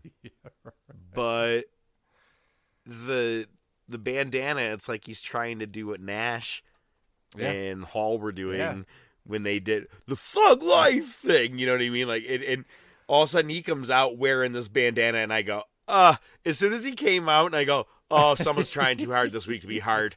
Like, someone's trying to be rock hard. But no, for real, it was just, what are you trying to match the intensity with being with Austin in the ring? I was wondering if it was you just beat the shit out of everybody with your hair down, and you were wearing a pair of fucking dress slacks. Right. Just say exactly right. Yeah, man, it could be that it was just doing it as a shout out to Nash. I didn't even think about that. Could be. Might be. Definitely. So they basically end up in each other's face. Turns into a brawl. Heart Foundation comes out on the Tron calling him out, says, hey, you guys can't get along, so we'll give you a challenge or an opportunity at the tag titles next week. Then Austin and Shawn Michaels basically both say, well, I don't need you as a partner, so I'm going to find a partner. No, I'm going to find a partner. Then they start pulling the mic away from each other and just end up brawling again. So it was a real cute will they, won't they thing that was going on all night. Right. No, I like where it goes from here, though. I thought there was a good moment with this. We get an update on the King of the Ring tournament. We were all a little bit curious about how Triple H was going to extend his possibilities. Well, basically, Ken Shamrock shot on Vader and broke his nose. So Vader's out, Triple H is in. Was that the plan all along, and that's why they had him lose last week? I just don't... I don't know. I don't get the plan and how that happened, why that happened. But yeah, he did take the place of Vader versus Crush, was it? Crush. Yep. Yeah. We get a multiple distraction ending here. Savio goes for a distraction. China wants to get involved. Ref sees her, catches her, and is distracted with her. So Savio was about to kick Triple H, who ducks, kicks Crush in the head on accident, gives Triple H the win. He advances to the semifinals. We get a little bit of arguing and shoving between Vega and Crush for who comes out to intervene.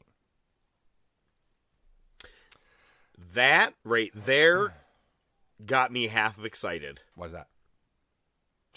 And this is not like I'm fucking spoiling anything, right. But eventually, man, this ends up, we get a brand new repackaged Nation when Rocky gets involved, things like that. But we get the Los Boricuas and we get the Disciples of Apocalypse, man. I forgot all about that. As soon as they started shoving each other, I go, yeah, baby, all the groups are getting together. Because I was a fan of that. I'm a very big fan of stables and, gang warfare kind of stuff. And they had a good amount of that in 97 here because you had the Heart Foundations, DOA, Boricuas, the Americans of, who was opposing, everybody else. It was just, good time, man. I love 97. Can't say it enough. Have I ever told you that? No, I don't think so. Did I ever tell you that Revenge of the Taker? I was there. No, I didn't know that. Yeah, it was a good time. I'll have to tell you sometime. Anybody ever tell you look like a penis with a hat on? No. You misunderstood me. I love that. I want you to treat each of these women as you would your own mother. God, that was a good reference. That was. Yeah. And by the way, are you saying that because I really do look like a penis right now? I had on. No, not at all. I see myself in this video screen looking at you, and I'm like, is it because I'm looking down at you, or are my eyes that closed? No, yeah, they are. All right. Anyway, let's move on. So next we get promos from. This is what you're talking about. You sent me a text about this. So we get Owen Hart versus Bob Holly. Bob Holly is from Mobile, Alabama, which is where the show's emanating from. And we get a couple quick video promos from fans saying, how much they're rooting for him. And then King interviews some Alabamians. I didn't write their names down. What the fuck? It was like Dean. Doesn't matter. It doesn't matter. A guy and his kid. And the kid, I really have a hard time figuring out, were those kids' teeth really like that? Like, did they really go out of their way to find a kid that looked like that? Or did they just say, we're just going to put some prosthetic teeth in you, kid, don't worry about it? Like, that really could have been a I local. don't think that they would have invested. There's no way they invested money into this 15-second promo. There is no way. That shit was found. That was a person they found. That guy that they interview, that's real. Oh, the guy for sure. He goes, how many And cars you heard do it. It's a part of our sound clip here is in the beginning here, as you heard. But but oh my God, it was just fantastic. The best line obviously being when you guys get divorced, will you still be brother and sister? That's and the guy. It flew right over the fucking dude's head. The fact that the guy did absolutely no selling and had to think about it, it was genuine and real. I go, oh my God, this was real. This was him. He was probably going around fucking with people for like a half hour. And he's like, I got the clip. We're good. We're done. Only took the first people.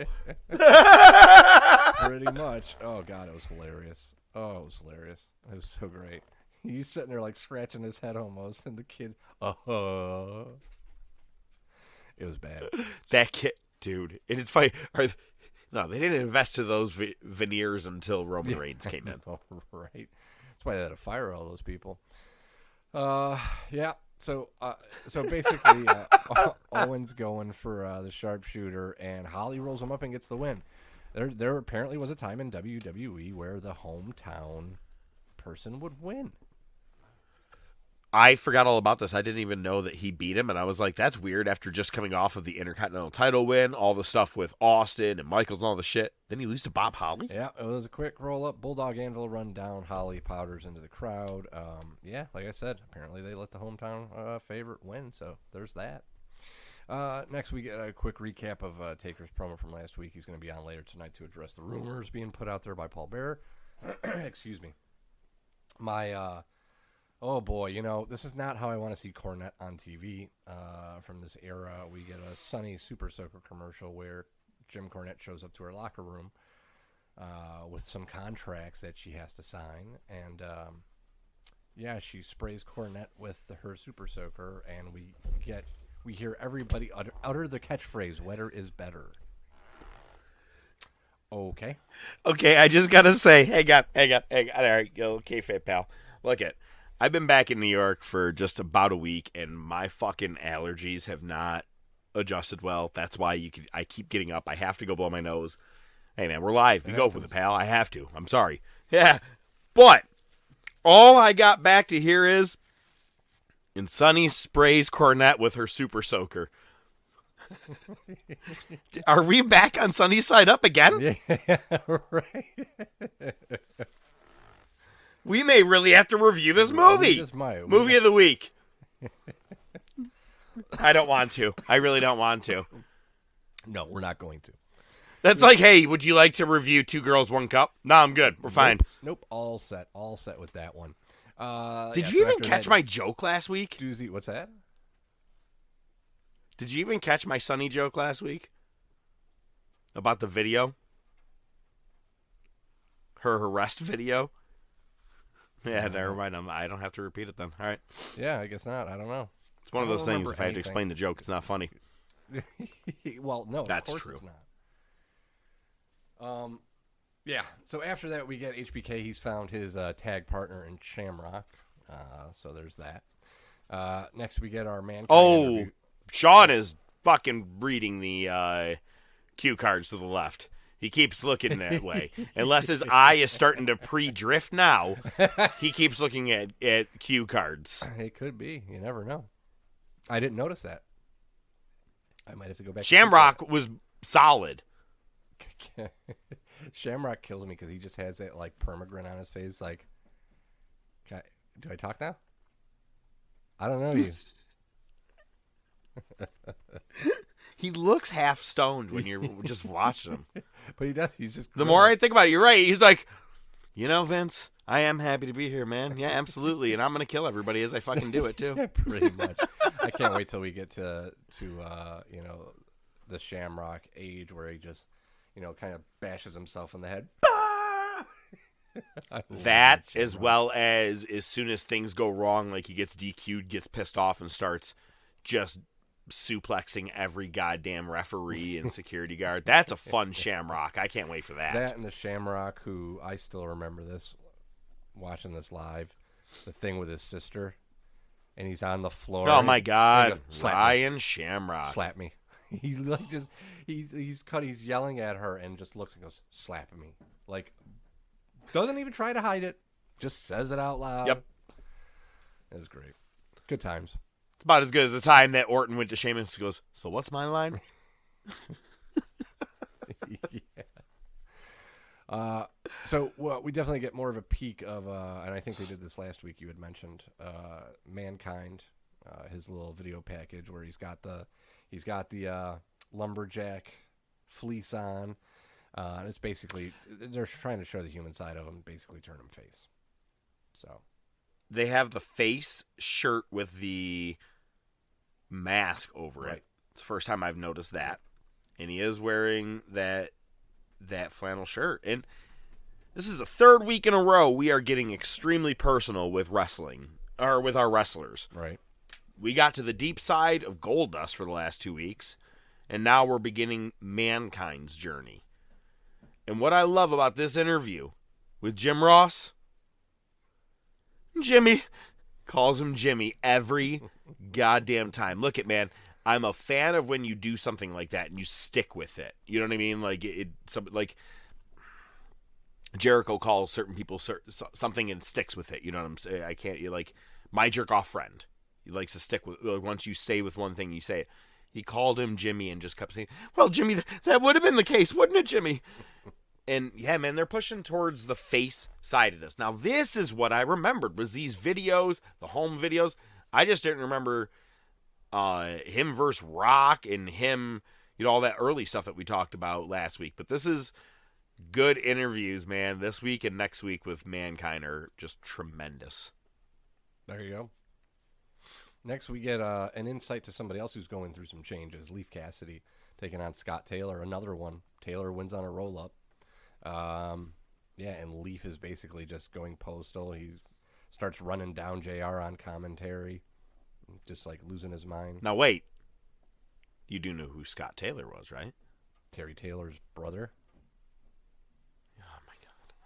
That was Scotty Too Hotty. Too Hotty, wow. Yeah, no shit. Yeah. Didn't recognize him. Yeah. That was young Scott Taylor, because they go, and he's really trying to push for the cruiserweight division here. And I go, well, I don't remember this guy much. And then I saw his face and go, oh, that's why it's Scott Taylor. Oh, that's right. Scotty Too Hotty. Holy shit. Yep. Yeah, so we go backstage. Austin apparently has found his partner. But it's Sable's door. Okay, maybe he's looking for Mero. Opens the door, and Sable's just has no top on. She's just holding his shirt up. And it's like, oh, I'm sorry. I said notably the Austin 316 shirt. The Austin 316 shirt. And then the best part was, can you just please leave? And he leaves. He closes the door and then he opens it back up. I'm sorry, what'd you say? Would you please leave? He's like, I don't know what your damn problem is, and he slams the door. It was great. It was a really good moment. She was pissed off. No, it was awesome. We end hour one with seeing Brett arrive to the arena, conferring with the Foundation. They open up hour two. They come out to the ring. Man, Brett is long-winded with these promos. He's got a ton of heat. They were throwing shit at the ring for this, and the best part was Anvil and Pillman would always kind of look at the crowd like, what the fuck, I'm going to beat your ass. Yeah, they were not liking it because Anvil more than anybody kept getting pelted. I felt like maybe he was just the easiest target. He was blocking, but he kept getting hit a lot. Yep. Basically, Brett says he's got a surprise. He's talking about how Heartbreak Kid has recovered from his knee injury, being really sarcastic. He says, I know a real hero, a real man coming back at King of the Ring with a bad knee. It's me. So Brett says he's coming back, and on top of that, he says he can beat HBK in 10 minutes, and if he can't, he'll never wrestle in the USA again. So I remember this. Shawn Michaels on the Tron. He says, you know what? I want your goons at ringside, but they're going to have to be handcuffed to the ring posts. And you, my friend, can't go 10 minutes into any situation. Even though you've had a lot of sunny days, you still can't get the job done. We all know this promo. It's the big one. Did you see how quick Brian Pillman looks right at Brett during it?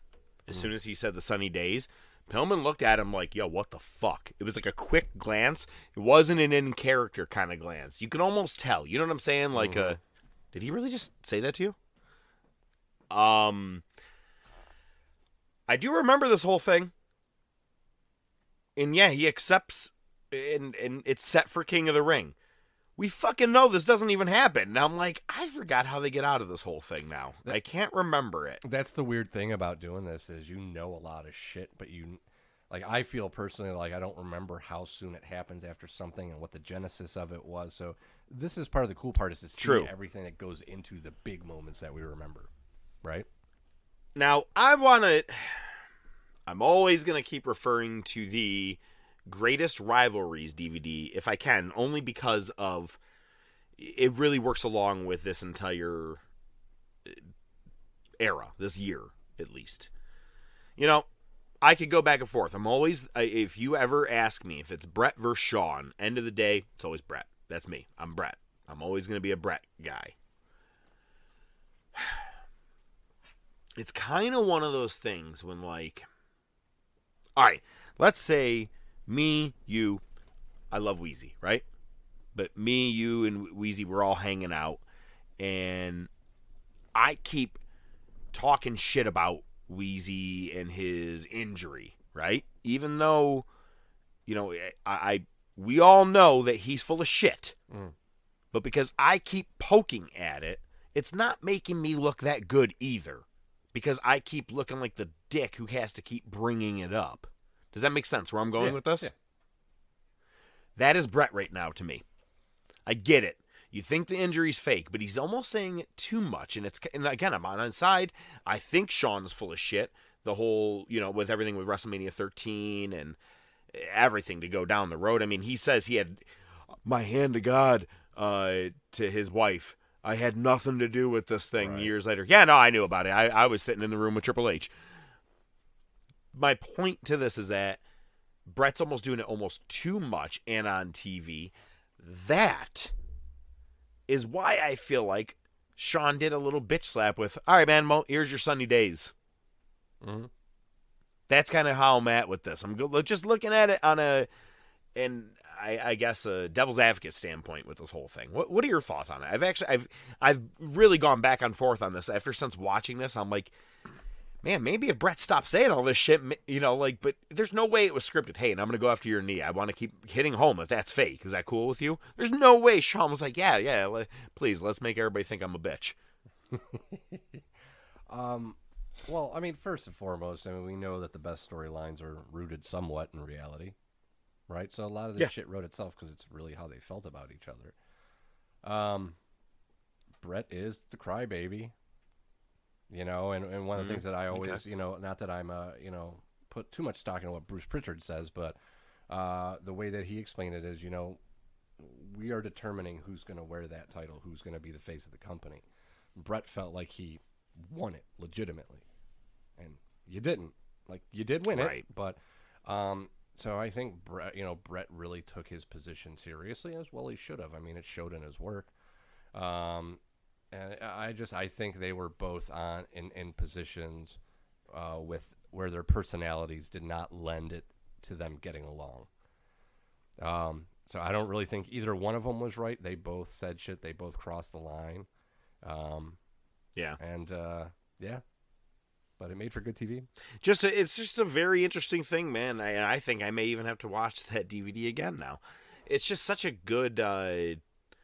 Just like you said, the best things will derive from real life, and maybe that's why I love this era so much. It's just so real. It's like so many real jabs are being thrown, and it's like you're just sitting back. It's the Michael Jackson eating popcorn thing, man. That's all this is. You're sitting back like, ooh. Now that he said Sunny Days, what is he gonna say next week? Oh, pretty much. That's how they get you back. So, for the awe moment of the night, we get Goldust coming out to the ring. Says, "Who wants to see Marlena? Who wants to see two Marlenas? A big one and a little one." They bring out Dakota in her cute little gold dress. It was hilarious because she goes running right to the ring, and then she gets to the ring and she can't get up. Dustin actually has to pick her up to get her into the ring, and they're just. I'm not gonna lie, there was a lot of funny moments in this thing. Yeah, they're just trying to get her to say stuff into the mic. She's not doing it. She puts the mic like right up to her mouth, like the foam covering, right up to her mouth. And all she ever really says is "Dad" and "Daddy." It's funny because he lays down and he lays on his back, and she's standing above him. And I'm like, it's like something you do at home, right? Like you're just like when you're laying in the living room floor. And he goes, "You'll never forget the name of," and hands her the mic, and she goes, and he's holding it, and she goes, "Gimme," and she pulls the mic from him instead, and then she just goes to the rope and starts jumping on it, and I go, "Fuck, this is actually more entertaining than every Raw I've seen in the last 5 years in real life." No shit. All right. Yeah, it was just a cute moment.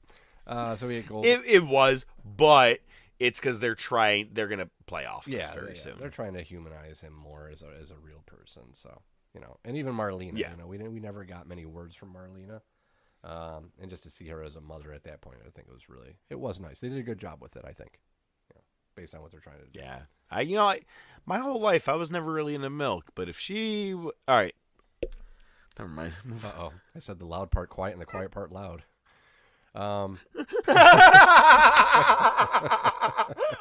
What is that from? The Simpsons. The Family Guy? Oh, so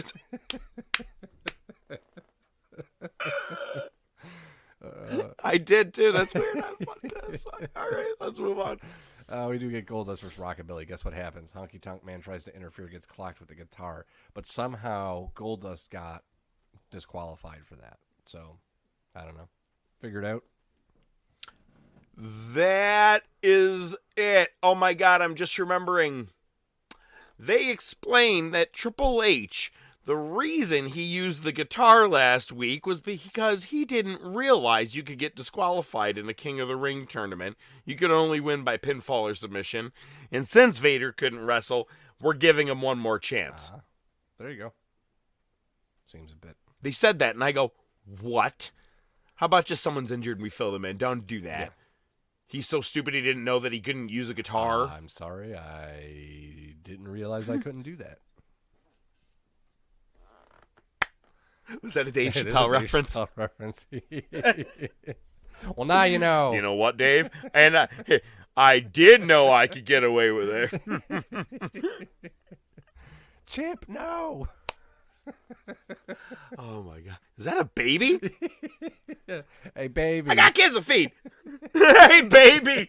Go home. Go home, kid. Stop selling drugs. What are you doing? All right, we can't just do a whole Dave Chappelle bit here. Next, we get Ahmed backstage. I don't know if the Prozac's wearing off or he hasn't taken it yet. But they're basically talking about Farouk. Very weird, somber one. He looks very depressed. Farouk's, they mentioned Vince is kind of having an interview. It's weird because Ahmed's not looking at the camera. He's looking straight ahead like Vince is there. But Vince is on commentary. So it's just weird. Maybe he didn't take his Prozac. Yeah, I have a theory on this promo. I'm going to let you say everything. Go through all of this, and then I have not a theory, just something I want to say. Okay. So basically, they're talking about Farouk playing the race card Vince does, and Ahmed's not happy that Vince brought it up, but he'll talk about it anyway. And Ahmed says, basically, when has there been a black man to get a shot at the title? We've had several black wrestlers get shots over there. They just haven't won it yet.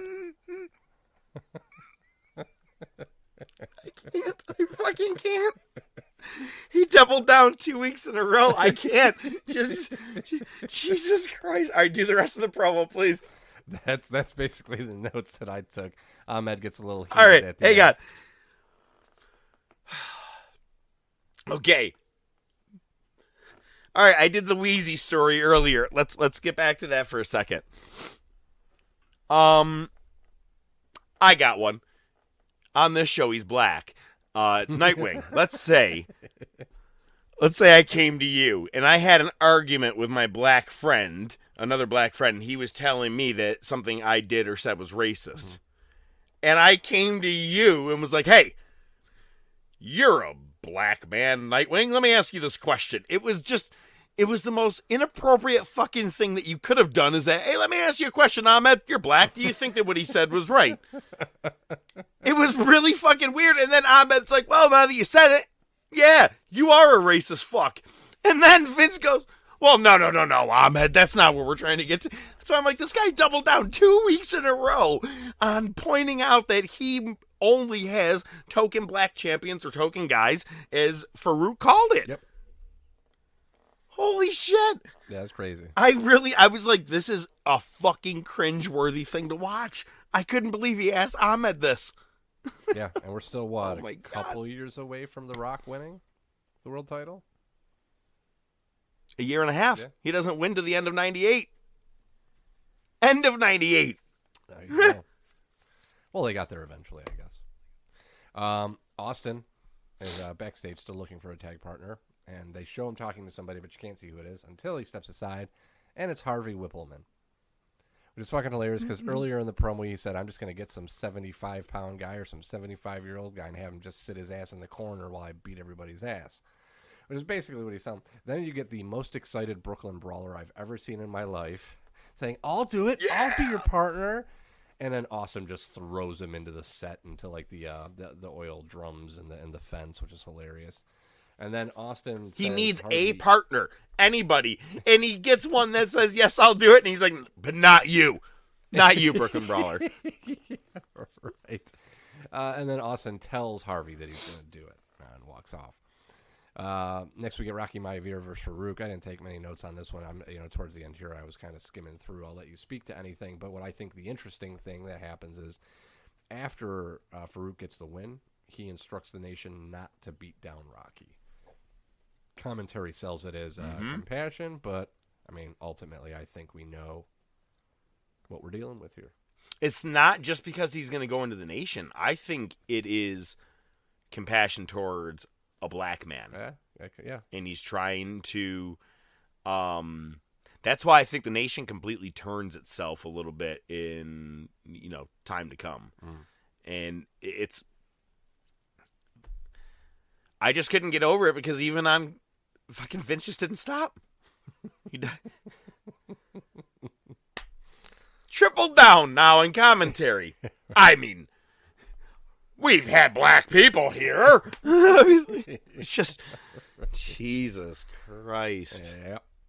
So there's that. And I'm watching my tongue on how I'm saying it right now because I don't want to offend anybody here in 2022. He's the owner of a motherfucking company. It was more like, can you guys believe this? This guy saying this about me. The truth? Yeah. No. He was spot on, actually. Yeah, it's messed up, to say the least. We got the Hart Foundation backstage beating up Bob Holly. Well, there goes that. And then we get Taker out for a promo. We got Paul Bearer all bandaged up on the Tron, bringing up that rainy day where they buried Taker's parents and promised I'd never let that secret out. Yeah, not one of the best promos, but they're definitely sowing the seeds. So I love that Bearer mentions not only has my face changed, but even my voice has changed.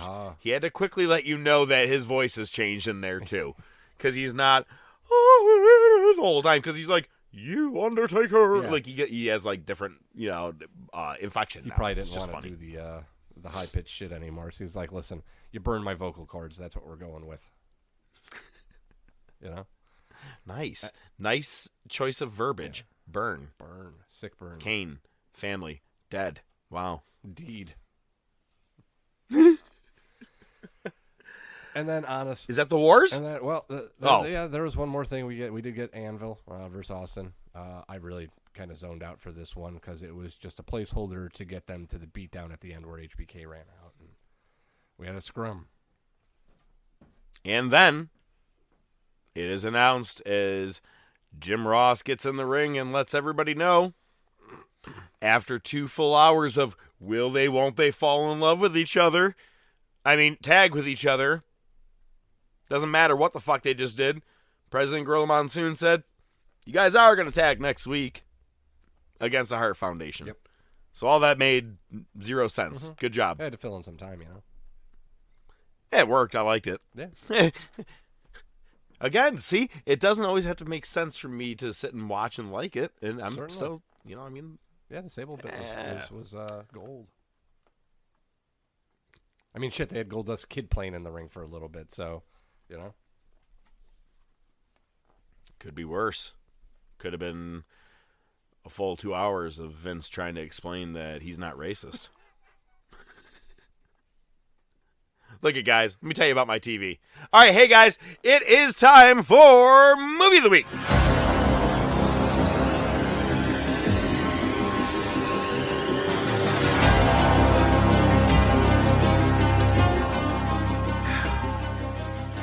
When it comes to these movies of the week, we've been going with a kind of more dramatic theme, if you will, more on the serious side.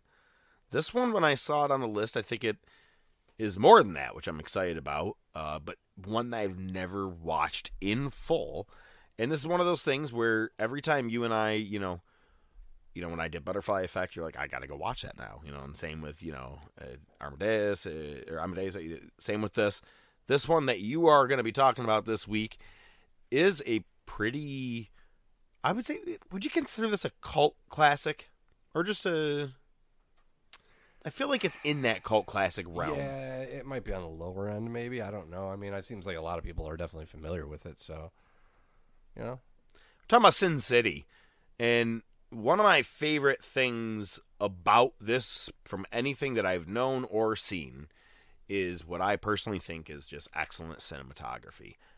How it's done, we've talked about it. I like Tarantino went with the all 70s kind of look with Death Proof, like things like that. When you don't do the normal full-blown HD, even though we all know you can. And this one right here, done, was this like maybe 2010-ish, 12? Yeah, somewhere around there. I'm guessing. Go with it. How did you choose this as your movie of the week? You don't even know anything about it. I just don't know the year. I'm sorry. Jesus. Name me any movie right now. I'll tell you the year. Go ahead. No, I'm good. 1972. Go. There you go. You are good with that. You've Sin City. All right. You've nailed a few of them when we've talked about it. So. But yeah, Sin City. Do I dare say this is maybe about Las Vegas? No, actually, it's not. No shit. All right. 0 for 1. All right. Let's see anything else I might know about this. How can guys lay off pitches this close? It's actually Sin City 1, Professor 0. It's Basin City. And there's a sign when you're going in, welcome to Basin City. Somebody crossed out the B and the A, and so they just call it Sin City. Oh. Yeah. So this is basically a comic book come to life. It's more of like a graphic novel. It is very graphic. But yeah, it's just cool. You see a creepy-ass Elijah Wood. Like creepy-ass, like cannibal, like psychopath. Insanity. Oh my God, I've seen him in movies when I was a kid, like Radio Flyer. He creeped the fuck out of me in that. So, if that's what you mean. That is a weird movie. Yeah, who else? Mickey Rourke. Looks like a bad. Rourke's in this, huh? Jessica Alba, Bruce Willis.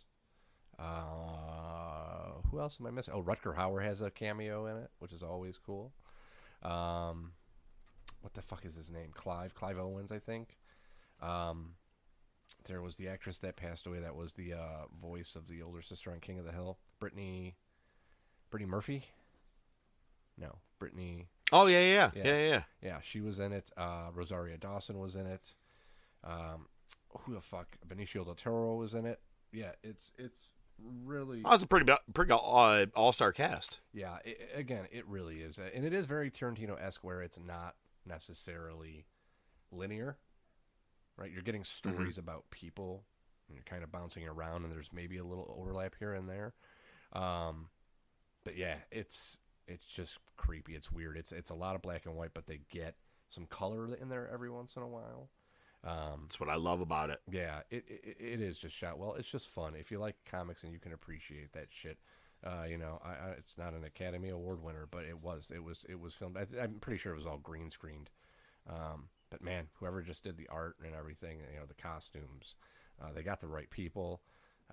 It's just a fun movie. I'm actually thinking about watching it with the kids, but we'll see. I love seeing a picture of something black and white, like just a singer. It's all black and white, but the only thing in color is the guitar or just one. You know what I'm saying? Like just something like that. And this movie does a lot of that, where certain things, red is generally one of the best colors that get highlighted in that kind of movie. Especially with blood. But it's I love that. That's what I was referring to when I said the cinematography of it. The just the color scheme, not done enough. I feel like it's a very cool thing. Side part to this is that you said Rosario Dawson. Did you realize that she's in Santana and Rob Thomas's Smooth music video? Just found that out just like 2 days ago. Okay. She's dancing her ass off in it. Yeah. Didn't know that. Whatever. Take that nugget for, keep that thought there. So Sin City. All right, well, I'm going to have to check it out. You guys do the same. In a couple of weeks, we'll have another movie of the week. That one might be a little close to wrestling related, I would say. And we also, next week, we'll be back with a top topic. Next week, I'm going to give you a leg drop, a sharpshooter, a power bomb. What's the best one? Anything. It could be what's the best finisher of all time? If you had to think one right now, go. I have the list done, but I'm kind of curious what you would best one ever? choose if you had to right off the top of your head. Best finisher. Damn, man. I like the choke slam. I like the tombstone. I think they're good. Figure four. Okay. Figure four is good. Sharpshooter is good. Yeah, man. I do like the stunner, the RKO. I think those are good ones. Perfect Plex. I was always a big fan of the Perfect Plex. Oh man, Perfect Plex is a really good one. I wonder if that made it. That might have made it to the Razor's list. Edge. I mean, we obviously know number one is going to be the snake bite thing that Santana Marella does. Punch. But yeah, oh my god, I do like a good heart punch. I actually want to do that to someone just once, and then when they just look at me and don't do anything, I'm gonna be like. But when they just go, and just look at me, I'm like, excuse me for a second, and just run. Well, check back next week because we have a top topic. We'll have some AEW results. Let's see who the wild cards were. We'll be talking some more news. Hopefully we'll have more Double or Nothing matches that will be announced by them because we're kind of running out of time. We're only like 2 weeks away from the pay-per-view, and we had nada other than the men's and women's match for the world titles. Hopefully something good comes of it. And hopefully this week Eric Bischoff leaves CM Punk alone. Leave him alone. Sorry, I'll boo myself after we get off. All right. Thanks so much for listening to Top Wrestling Podcast. I bid you a farewell, as you always know. I don't have my notes in front of me, but god damn it, I do know that every week, because it's season 4, ODM is going to leave you with just 4 words. Chicken nuggets every day.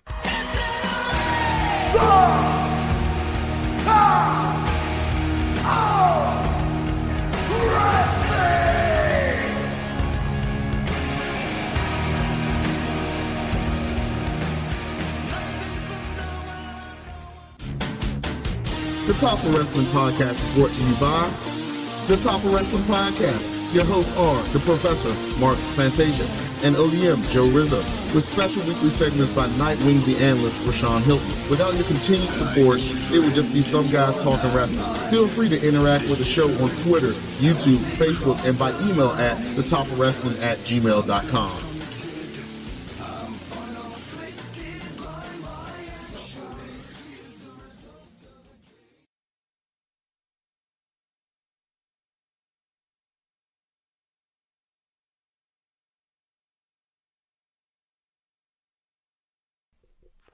And we'll clap in 3, 2, 1. That was a weak clap. Yeah, I got to set the blunt down to do this. Yeah, probably not going to work out very well. Let me try this again. All right, and clap in 3, 2, 1. Another good week, man. Nitro was only an hour this week, right? Yes, that definitely helped. But next week it's back to 2. Yeah, that's all right. Hopefully by then I'll be on a more, my cycle will be aligned. File that one under blood shit too.